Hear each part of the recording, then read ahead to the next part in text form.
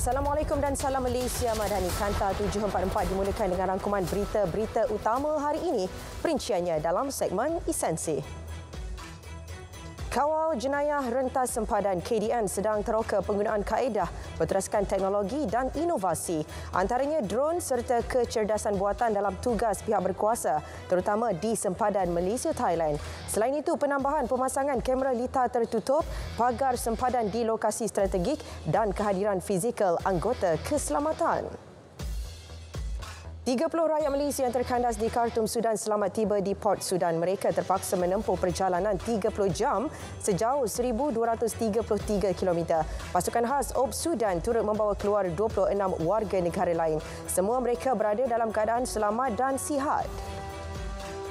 Usah ambil mudah kesan jerebu, kekal waspada demi kesihatan diri. Pakar kesihatan menyatakan aktiviti pembakaran bunga api dan mercun harus dielak kerana menyumbang pembebasan bahan tercemar ke udara. Jerebu boleh membawa kepada masalah gangguan pernafasan. Elaklah lakukan aktiviti luar rumah selain pakai pelitup muka. Jerebu berbahaya, boleh menyebabkan gejala seperti batuk, sakit tekak dan hidung berair tanpa demam. Selain sukar bernafas, sakit dada, mata pedih dan berair serta kulit gatal. Elak keluar rumah jika tiada keperluan selain banyak minum air kosong dan dapatkan rawatan segera jika bergejala teruk. Cuaca panas dan kering ketika ini menuntut orang ramai mengambil air secukupnya. Bagi yang melakukan aktiviti fizikal luar, perlu bijak pilih masa yang sesuai agar tidak berlaku dehidrasi. Untuk kekal sihat, amalkan pemakanan sihat dan seimbang. Bukan sahaja cuaca ekstrim ketika ini memberi kesan kepada manusia, malah turut mendatangkan risiko kepada ternakan dan tanaman. Lantas, penggiat sektor peladangan dan komoditi perlu sentiasa waspada serta mematuhi garis panduan yang dikeluarkan pihak berwajib. Patuhi nasihat Kementerian Kesihatan, Kementerian Sumber Asli, Alam Sekitar dan Perubahan Iklim serta Kerajaan Negeri. Insiden tanah runtuh berhampiran Akademi Pencegahan Rasuah Malaysia, Ibu Negara. Untuk perinciannya terus saja bersama Sofia Nasrun. Silakan.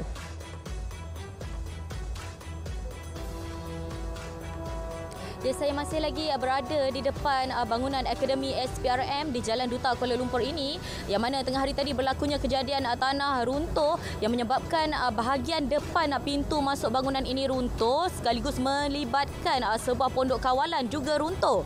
Kalau kita lihat cuaca ketika ini masih lagi hujan renyai-renyai. Kita lihat tadi pukul 5.30 petang sudah hujan lebat, tetapi kini kembali renyai dan masih lagi hujan berterusan.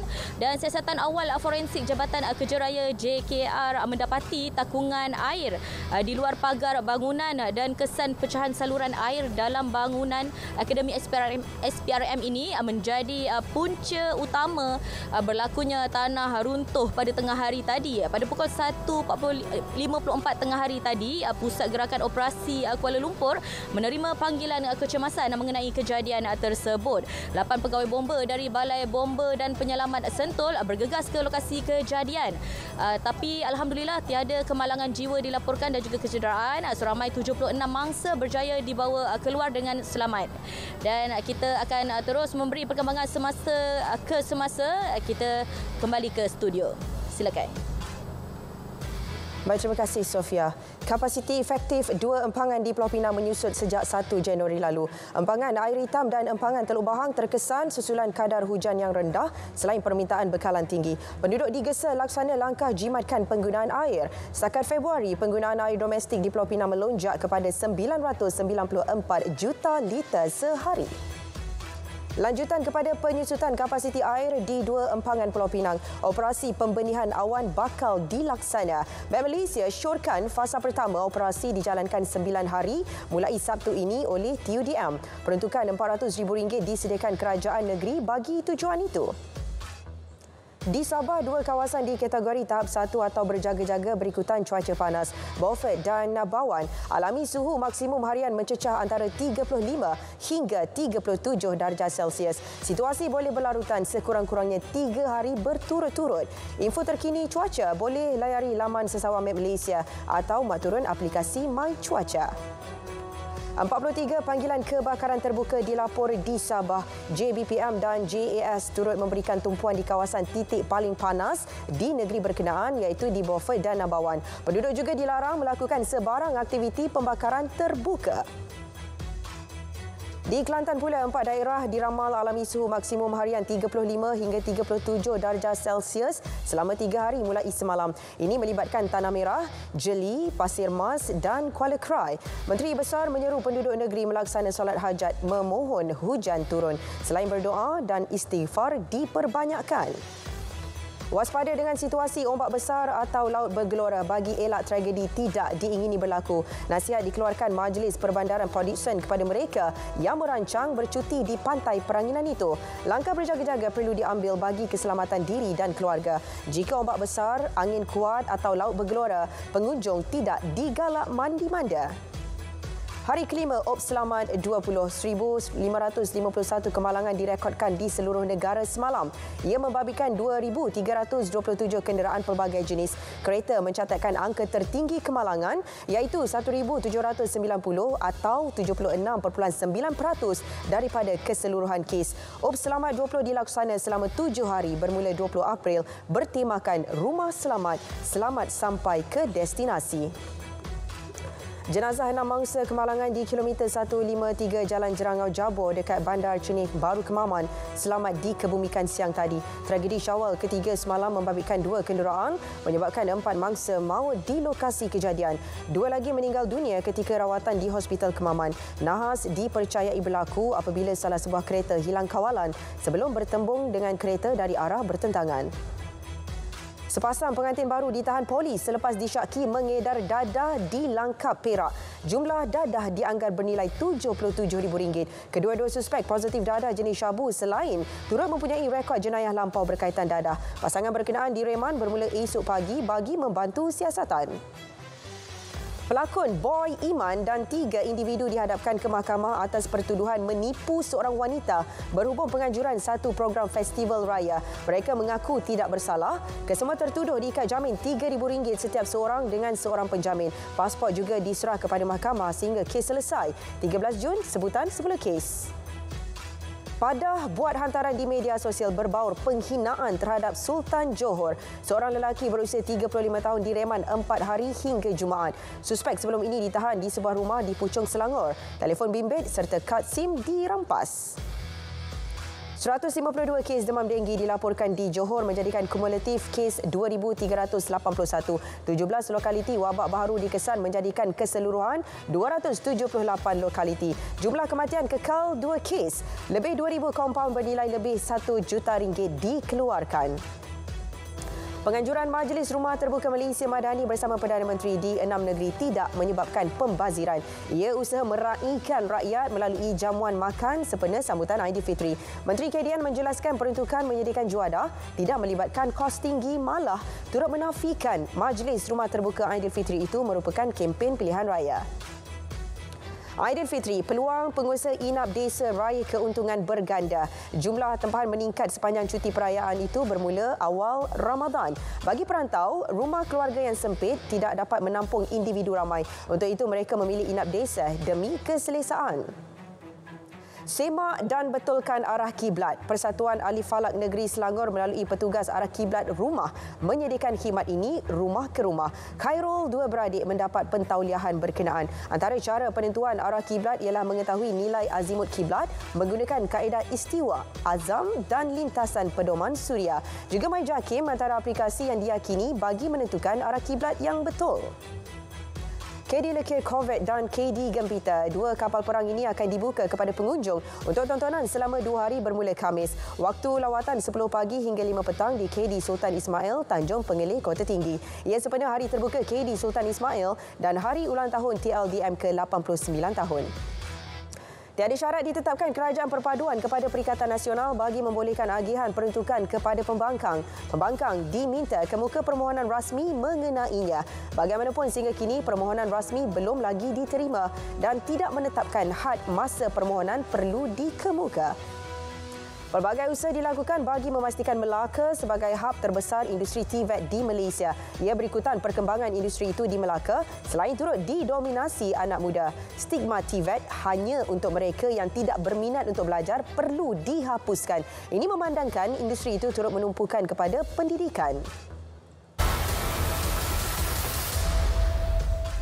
Di Pakistan, letupan di balai polis menyebabkan 12 orang maut, kebanyakannya anggota polis. 55 lagi cedera. Letupan berlaku disebabkan kebakaran di stor simpanan peluru.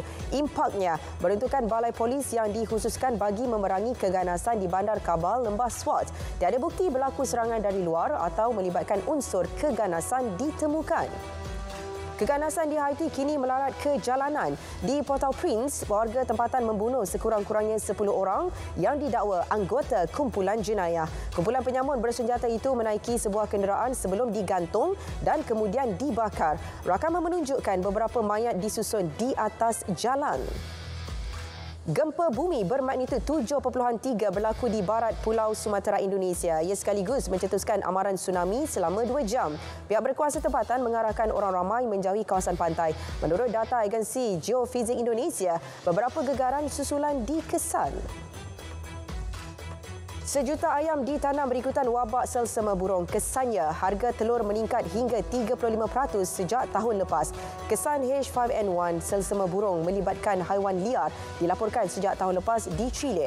Kes terbaru membabitkan ladang industri hingga ekspor ternakan dihentikan. Situasi sama turut dilapor di Argentina. Namun, pengekspor terbesar ternakan dunia Brazil masih belum dijangkiti. 73 mayat ditemukan dari kubur besar di sebuah hutan di timur Kenya. Mereka mengikut ajaran sesat yang percaya akan masuk syurga jika berlapar. Angka kematian terus meningkat dengan penggalian giat dilakukan. 112 orang dilapor hilang. Pemimpin ajaran sesat Paul Mackenzie ditahan. 33 orang berjaya diselamatkan. Ahli arkeologi Peru menemukan satu mumia dipercayai berusia lebih 1000 tahun. Beberapa bahagian kulit dan rambutnya masih ada dan dipercayai remaja. Ia ditemukan di Kompleks Arkeologi Cajamarquilla, pinggir Bandar 5. Januari lalu, 8 mumia kanak-kanak dan 12 dewasa ditemukan. Berdasarkan objek seramik yang ditemukan, ia dianggar berusia antara 1,100 hingga 1,200 tahun. Rizab antarabangsa Bank Negara Malaysia berjumlah $115.9 bilion Amerika pada 14 April lepas. Kedudukan rizab itu mencukupi untuk membiayai 5.1 bulan import barangan dan perkhidmatan serta 1.1 kali jumlah hutang luar negeri jangka pendek. Komponen utama rizab antarabangsa adalah rizab mata wang asing berjumlah $103.1 bilion Amerika. Selain itu, kedudukan rizab tabung kewangan antarabangsa $1.4 bilion Amerika dan emas $2.5 bilion Amerika. Kadar jangka pendek diunjur kekal stabil hari ini berikutan operasi Bank Negara Malaysia akan menyerap lebihan mudah tunai daripada sistem kewangan. Mudah tunai dalam sistem konvensional dianggar RM39.21 bilion, manakala dana Islam RM24.39 bilion. Malaysia dijangka akan menghadapi tekanan inflasi yang tinggi dalam tempoh jangka pendek. Public Investment Bank berhad memaklumkan beberapa risiko menaik termasuk kenaikan harga komoditi global disebabkan ketegangan geopolitik dan faktor cuaca buruk. Selain permintaan China yang lebih kukuh daripada jangkaan dan kos import yang meningkat akibat perkembangan kadar pertukaran. Maybank menyalurkan kewangan mampan terkumpul berjumlah RM34.37 bilion untuk tempoh 2 tahun sejak 2021. RM7.53 bilion daripadanya untuk pembiayaan runcit. RM26.84 bilion lagi pembiayaan bukan runcit. RHB Islamic Bank berhad dengan kerjasama Kementerian Pendidikan Tinggi memulakan pengaktifan projek kad prihatin siswa KPS UiTM di Selangor. Kad pintar pelbagai guna itu berfungsi sebagai kad matrikulasi pelajar dan kad debit. Inisiatif bertujuan mempromosi keterangkuman kewangan dalam kalangan belia. Pengaktifan KPS disasarkan menjelang bulan depan. Syarikat berpangkalan di Arab Saudi, Falak for Contracting and Trading, menyatakan komitmen pelaburan berjumlah $100 juta bagi beberapa projek hartanah di negara ini. Peruntukan pelaburan bagi tempoh 2 tahun itu membabitkan lokasi projek di Kuala Lumpur dan Melaka. Syarikat itu berhasrat melabur dalam segmen ruang pameran dan taman tema serta merancang membawa projek berkenaan ke Arab Saudi. Pembukaan semula sepadan China mampu kembalikan semula kapasiti keseluruhan rangkaian yang kini berada pada 85%. Jelas pengarah urusan Kumpulan Malaysia Aviation Group, Kapten Izham Ismail, perkhidmatan ke China dan Asia Utara akan disambung semula sepenuhnya menjelang separuh pertama tahun ini. Kumpulan itu juga berhasrat mengembangkan rangkaian serantau secara beransur-ansur melalui pengenalan teknologi pesawat baru dan mengukuhkan kerjasama perkongsian tahun ini. Paparan itu mengakhiri Kanta 744 menyusul selepas ini berita perdana bersama Ivan To dan Margaret Gambang untuk paparan lebih komprehensif. Salam Malaysia Madani.